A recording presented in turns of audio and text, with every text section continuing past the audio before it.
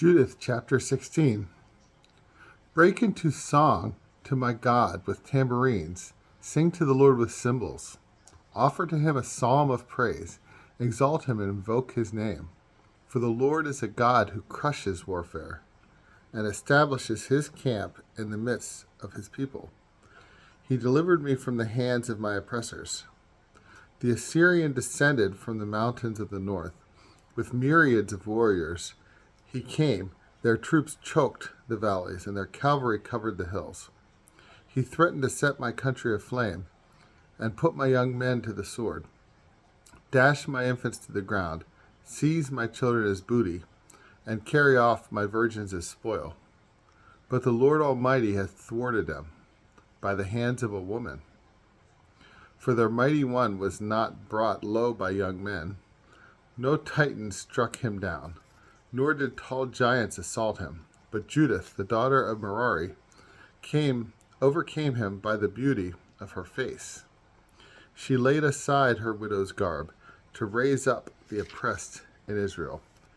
She anointed her face with perfume, bound up her hair with a fillet, and donned a linen gown to beguile them. Her sandal attracted his gaze. Her beauty captivated his mind, and the sword cut through his neck. The Persians quaked at her audacity. The Medes cowered at her daring. When my lowly ones shouted, they were terrified, and my weak ones cried out, they trembled. And when they raised their voices, the enemy took flight. The sons of slave girls ran them through, and wounded them like the children of deserters. They perished before the army of my Lord. I will sing a new hymn to my God. O Lord, you are great and glorious, wonderful and invincible. Let all your creatures serve you.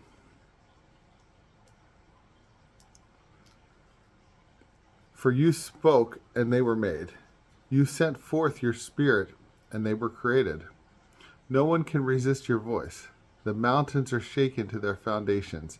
At your glance, the rocks melt like wax. But to those who fear you, you still show compassion.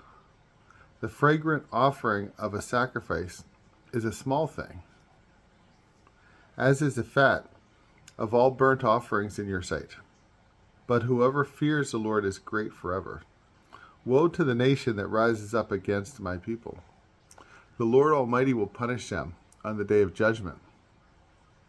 He will send fire and worms into their flesh. They shall weep with pain forever. Thanksgiving to Jerusalem. Thanksgiving at Jerusalem. The people then went to worship God at Jerusalem. As soon as the people were purified, they presented their holocausts, their freewill offerings, and their gifts.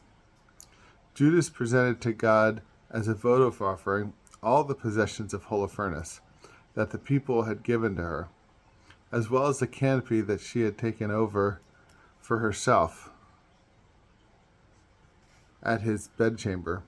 For 3 months the people continued their celebration in Jerusalem before the sanctuary, and Judith stayed with them. Epilogue. When those days ended, they all returned to their homes. Judith went to Bethulia and remained on her estate. For the rest of her life, she was honored throughout the whole country. Even though she received many proposals of marriage, she gave herself to no man from that time that her husband Manasseh died and was gathered to his ancestors.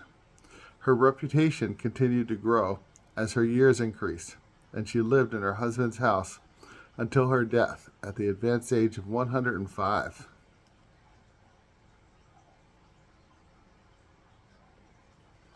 She set her maids free, died in Bethulia, and was buried in the cave where her husband Manasseh was interred. The house of Israel mourned her for 7 days. Prior to her death, she distributed her property to the close relatives of her husband Manasseh and to her own relatives. During the lifetime of Judith, and for a long time after her death, no one again dared to threaten the Israelites.